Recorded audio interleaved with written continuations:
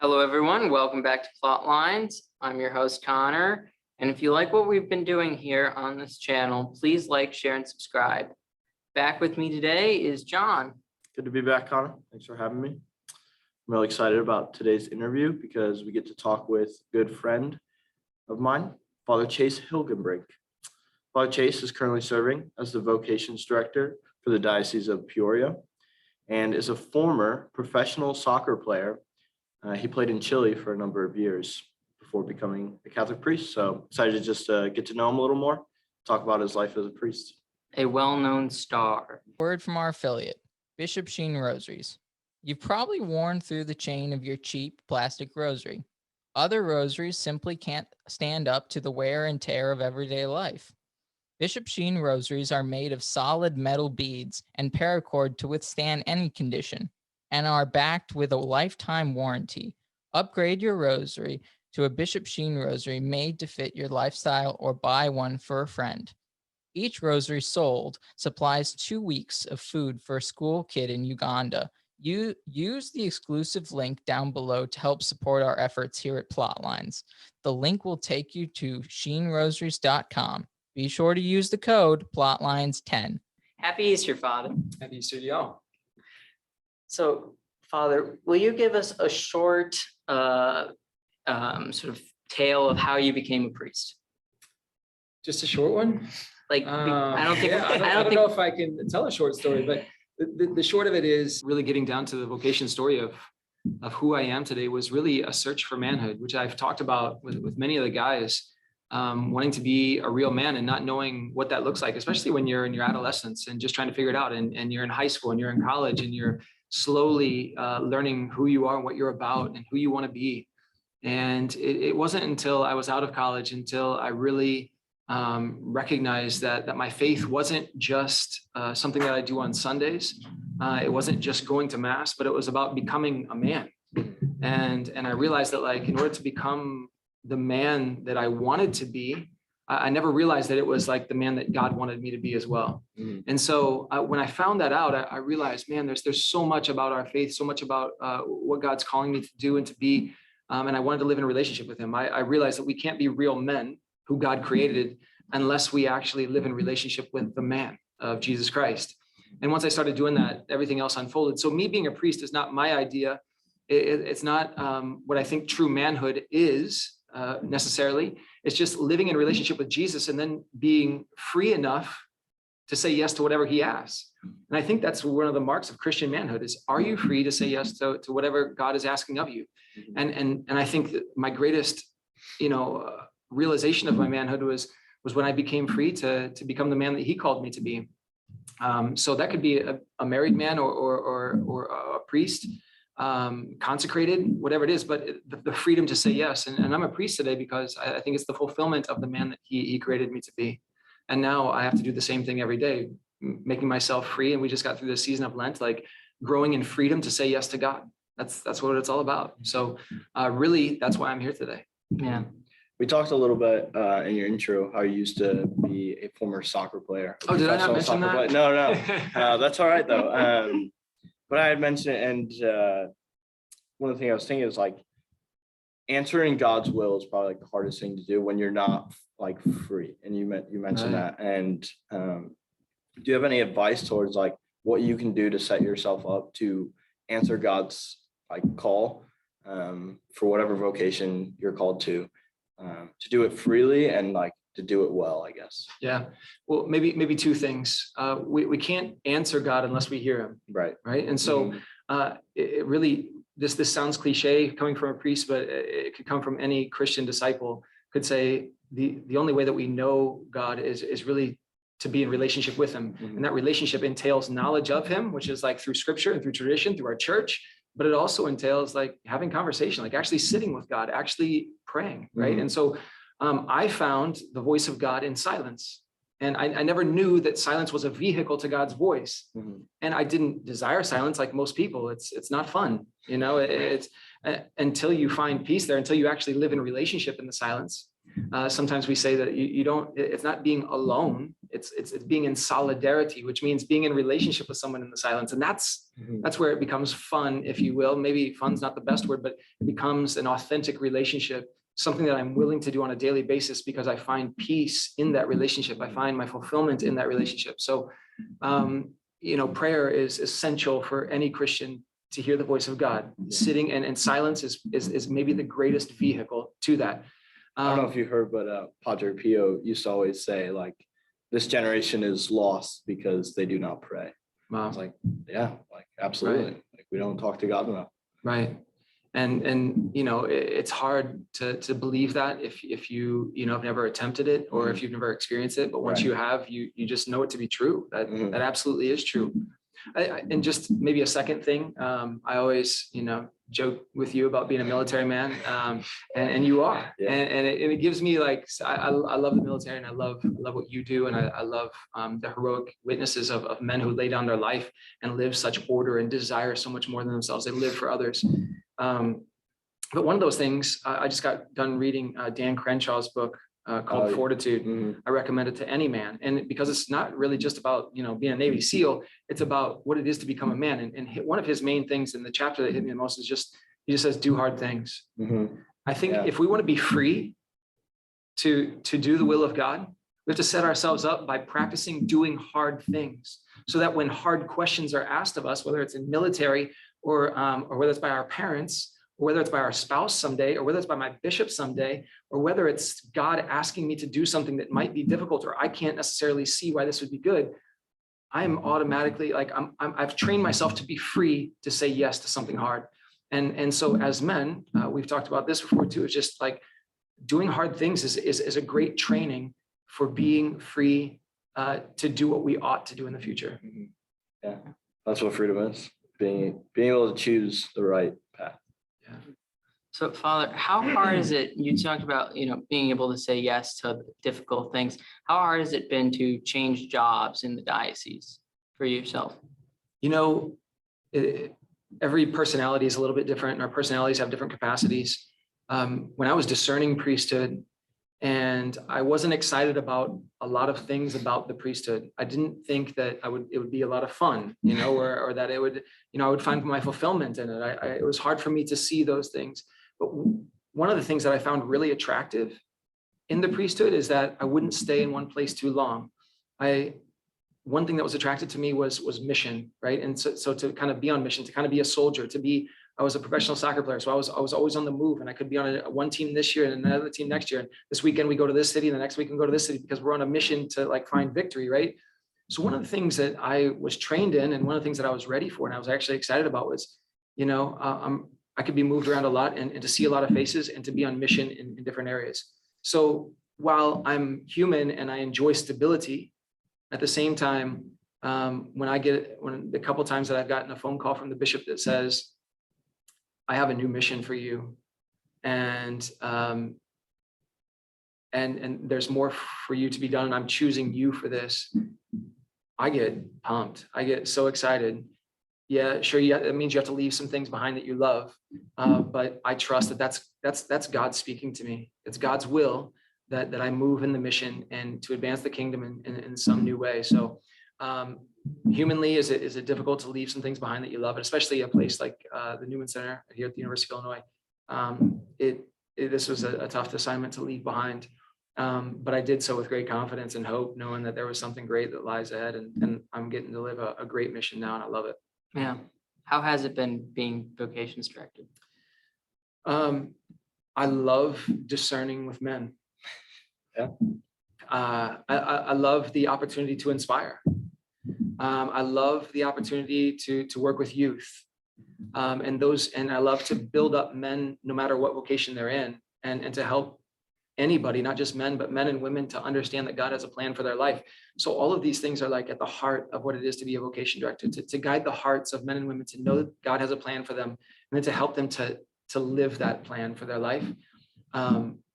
Maybe that's at the heart of Christianity. Like, that's the goal of everything that we do. And so to be in such a direct role that allows me freedom, really, because I don't have any other responsibilities except for doing that. It's so intense. that I get to do something that's just a privilege to do. I love it. Yeah. The ultimate missionary in a diocese, Yeah. basically. Yeah, you have no restrictions sort of where you can go in the diocese to find the people that need you the most. That's right. And to find them when they don't think they need me. This is part of the other part of the game. Yeah. Yeah. I've also found that too true, like with whatever it may be, like being a coordinator for a retreat or something like, where you're helping lead others to Christ. Like the most fruitful things you get out of it are seeing the fruits of others, Right. and then like hearing their story and like what they've got out of whatever it may be. So good. Well, it comes back to like, you say that because you're made for fatherhood. Right. Right. And I don't know if your parents have ever said it, but you've heard it, at least if not from your parents, from other parents. I know my parents said it, like, I want you to be greater than I am. And so they enjoy your successes. They rejoice in your success or in your growth, in your maturity, because they want you to have a greater faith than they ever had. They want you to be more virtuous than they ever were. They want you to not make the same mistakes that they did. Right. So you also now desire that for others, right? And so you see that and you're like, this is what fatherhood's all about, is leading someone and helping them to become better than they were before. And so that's the heart of a father. It's the heart of a man, right? This is the heart of manhood, to help others to come to know the Lord and hopefully be greater saints than we are. Yeah. Father, you're known as a very good orator. I know I've heard many homilies from you that have inspired me throughout the years. But I was wondering, you talk a lot about manhood, and I was wondering if you'd ever write a book on something like that, or has that ever come across your mind? It certainly has come across my mind, and it's very daunting to write a book. Obviously, it's but right now, I think I would have to really discern that and feel like God is asking me to do that. I don't really want to do something just to say that I wrote a book one day. Right. There may have been a time in my life when I thought that would have been cool, and I just want to write something and it be for the benefit of others and say that I wrote a book. I'm at a different place in my life right now where I don't think that's very cool. And I think we live in an information age where there's an overload of information. Right. And so my idea now is that I think I would only write the book if I felt like I was adding something that wasn't already out there. I don't know that I have any topics that are too unique, right? Like about manhood that hasn't been already written. In fact, most of my ideas about manhood is because I read something about it, right? Or the Eucharist, which is something that I absolutely love and want to just, inspire our church to really truly believe and to go deeper into that belief and to harness the reverence that the Lord desires us to live with in the Eucharist. At the same time, like 2,000 years of writings on the Eucharist, like it's daunting to think that I would add something to that conversation, So we'll wait and see if the Lord ever places that desire, like Chase, I want you to do this. If he does, I will, because that's what being a man is all about, right? The freedom to say yes to God. But also I think that I hope it's not a prideful thing, but it would be that I would be adding something to the conversation and not just repeating what everybody else has already said. Yeah, absolutely. Well, it's interesting. I feel like doing more of this might be more of your route if you're going to do something instead of writing a book, because you might not be able to put into work or into writing something that is new. You probably could, actually. I don't know. I'm killing my confidence right now. Yeah, I know. Right? I probably can't write. No, but like, you're right though. I think that as you mentioned, like I enjoy inspiring others through speak. In fact, even when I write homilies, I usually speak it into my phone instead of like writing it, because my ideas flow through my mind and I have to speak them. I have to envision the people that I'm speaking to, and I have to let it flow. So even when I write, I speak it anyway. So are your homilies still available on SoundCloud? I know they are. Here. As far as I know, they're all still available on the St. John's Catholic. Do you upload like new ones? Or no. Do you get to say masses like a lot of it as a vocation director?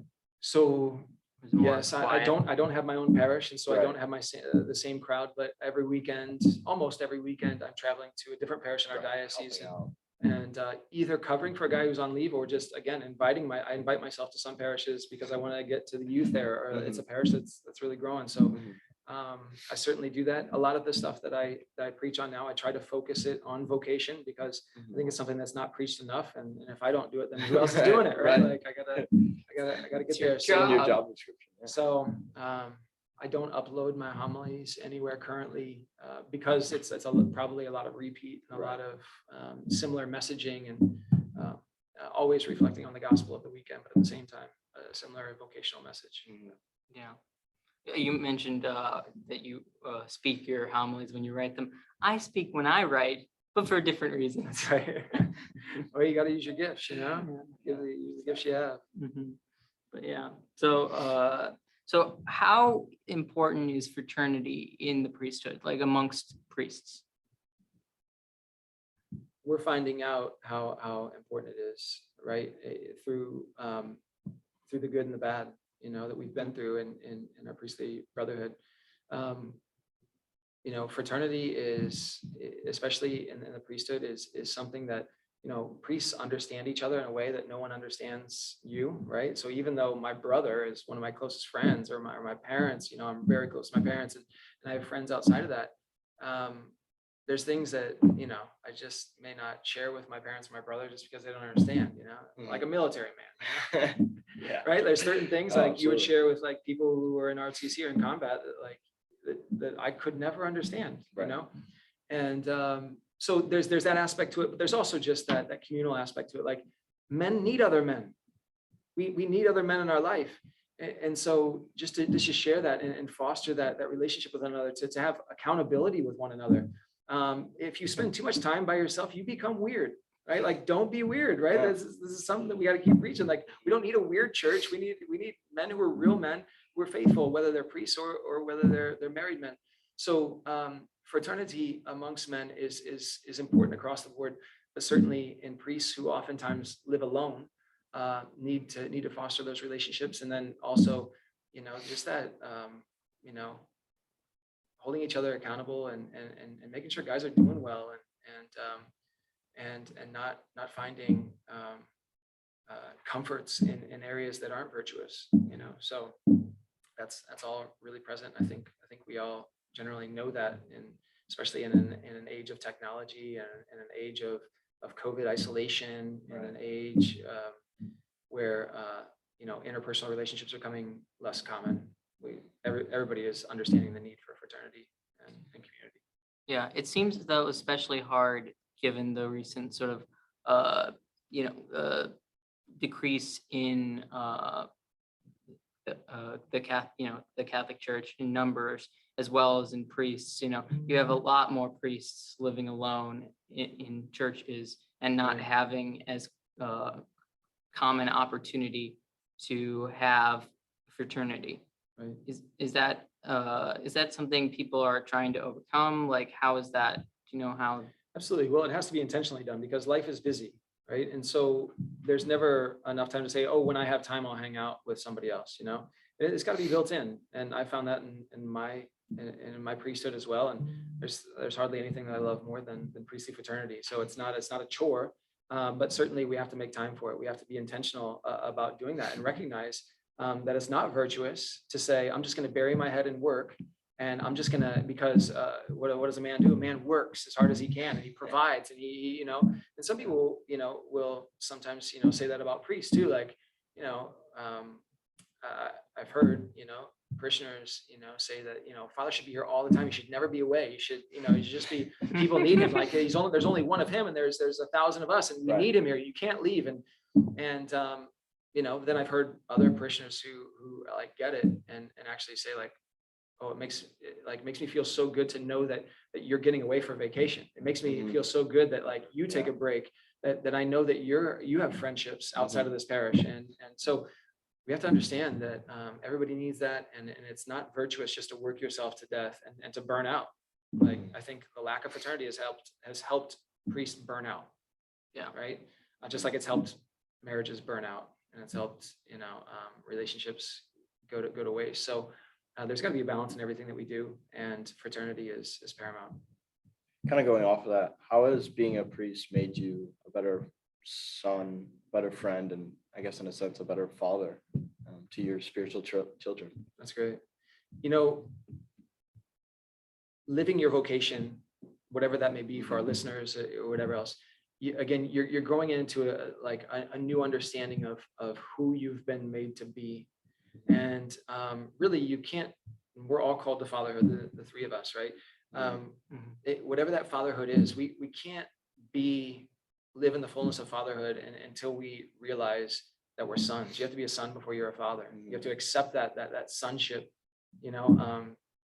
in fact, that's the only reason that we know our father is because we are sons, right? And so we have to know how that relationship works in order to be a father to those who are now at least for me speaking, spiritual sons. And you, because of the ministry you're doing right here now, you have spiritual sons and daughters as well. Like we all take part in that, no matter our vocation.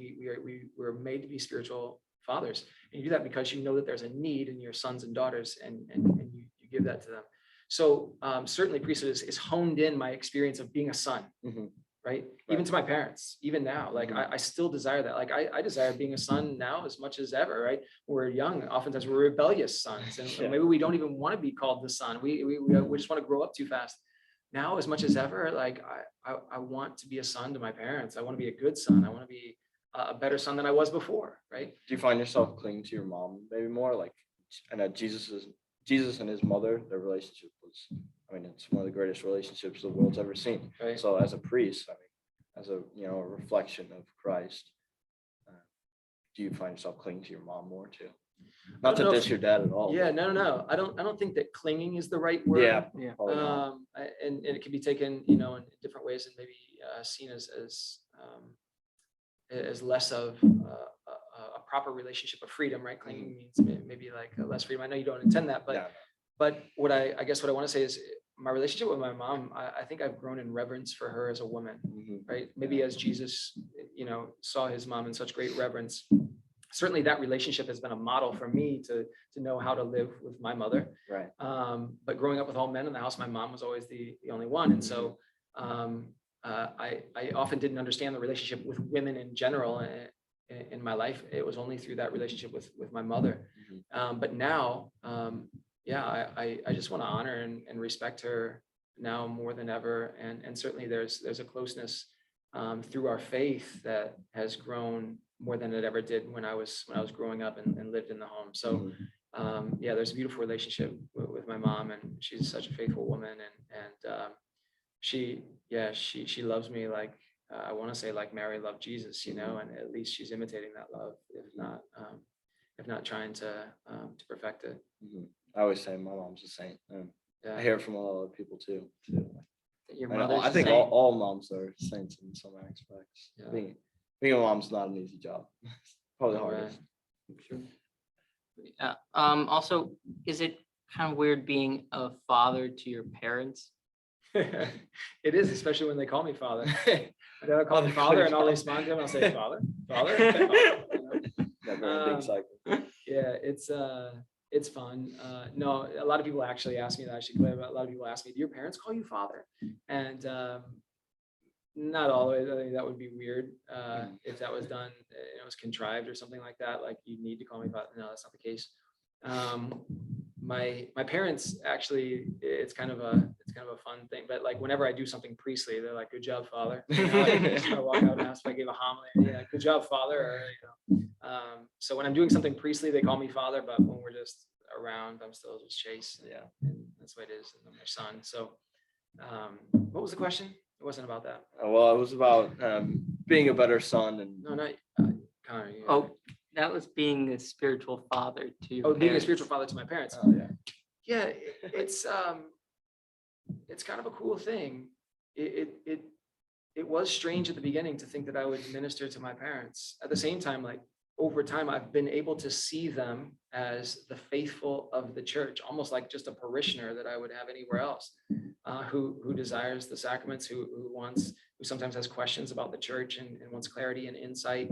And certainly that's had to grow because it wasn't comfortable for either of us, to really, but because we love the church, we recognize that like, that's really like, I like to see them, as the church, as my bride, as the ones who I want to lead to heaven. So it's kind of like cool. Like, it's not about me or them. Like they have to see me as father, or I see them as sons and daughters. It's more of like Christ and his church. And I want to love them as Christ loved the church. And so spiritual fatherhood in that way, is delicate when it comes to family, and it's different when it comes to family. But at the same time, we've grown in that together to see each other for who we are, who God wants us to be, and if that's me at times being a spiritual father to them, they're humble enough to invite that, and I've tried to grow in humility enough to provide it. John, you had more to your question. Oh, no, that's all right.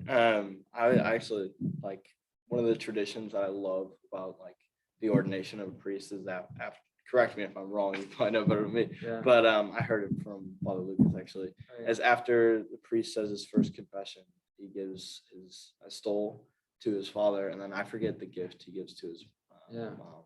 But after he says his first mass, he gives those gifts. Right, that's our Jim. So Mhm. yeah, so there's a couple gifts, and it's tradition. It's not required by any Right. means, but it's a gift, right? It's freely Mhm. given, but yeah, it's a recognition that our fathers have been kind of the leaders of justice and mercy in our life. Yeah. Like a father. Do I know it? Yeah. Your father is usually the one who doles out the punishments in life, but also through Yes. that teaches you justice. Like, Mhm. listen, your actions have consequences. So he teaches us right and wrong. Not that our mothers didn't do that, but certainly the father is one that's supposed to make us sons, right? Mhm. Is the one who teaches us truly how to be men, and he teaches us justice, but he's also the one that shows the father's mercy to us often in our life, and certainly shows us how to forgive and those types of things. So yeah, after our first confession, it doesn't have to be after your first confession, but I gave a confessional stole to my father after hearing my first confessions, and one cool thing about it is I went to the Holy Land as a deacon, and I knew that I was going to give that gift, so I got to take that confessional stole to the Holy Land. I put it on the rock in Gethsemane, Wow. where Yeah. Jesus really in the garden the night before he dies is forgiven the world, and so I got to touch it to that rock, and then finally bring that to my dad after hearing confessions. My mom I believe it's called the Maniturgium, so I could be wrong about that. Sounds I think right. that's what it is, but it's the cloth that after your hands are anointed by the bishop with oil, Mhm. consecrated hands to do a specific job in the church to bring Jesus's body, blood, soul, and divinity through the Eucharist for the feeding of thousands of the faithful. Then after they're oiled up, he wraps a cloth around them, which has a lot of significance. But at the same time, it really is like the practical significance is you clean your hands with that cloth afterwards because it's consecrated oil. Mhm. Before you go and wash your hands, you actually wipe the oils off of that. So it's full of oils, Mhm. and it's full of the sacred chrism, which is a beautiful smelling fragrance. All that said, we conserve that. We put it in a Ziploc baggie just at the mass, but then later I put it in one of those boxes that are kind of like a gift box, a wooden gift box that has glass on the top of it. And I presented that to my mother on the night of my celebration after the ordination, and it's a sign of like really kind of like being like Mary, of recognizing that our mothers give the greatest gift that they've ever been given, which is their sons and daughters whom they love the most. That she's also given her son to the church. She's given her greatest gift away, as it were, symbolically. And so, the pious tradition is that in the judgment that she can present her, ask when asked what is she given to the church or what is she given to Jesus, she can say, just as Mary gave her son, so did I. Yeah. So kind of a beautiful pious tradition. Beautiful. It's more of a witness to the faithful and a thanksgiving to the parents who gave us the tools to become the men that we're called to be. Well, I think last question. Great. What is your favorite thing about being a priest? I'm asked that all the time. I think I could give a different answer every time. And most would say the sacraments. I think objectively speaking, we know that we were ordained to bring Christ into the world sacramentally and to forgive sins and to be that voice of mercy, presence, the instrument of Christ present on earth. But maybe a more fun answer and practical would be that I'm just humbled and I love being called to be in people's lives in the most important times. It's amazing to me, and I'm very humbled that when people are at the most important times of their life, they call a priest. A baby is born, they call a priest. They want you to bring, life to their child. And when someone gets married, they say it's the most important day of their life. Who do they call? The priest. I get to be there at the most important day of somebody's life all the time, like all summer long. When people are getting ready to see Jesus face to face, who do they call? Priest. The priest, right? So it's usually the last person. When a doctor can do no more, they call a priest. Like, how humbling that is, right? That's like, it's incredible. It's incredible to be a priest. So, and then of course, many more times of struggle throughout life and counseling and wanting forgiveness of sins. You call it, I mean, all these things. It's a measurable amount of things that we're called into and the grace that we receive for that. And so, and my favorite thing is entering into people's lives when they desire new life. Yeah. Wow. Beautiful. Great answer. Thank you. Give it that one again. Thank you for coming on, Father. Appreciate you guys Yeah, having me. thank you, It's good to be Father. with you.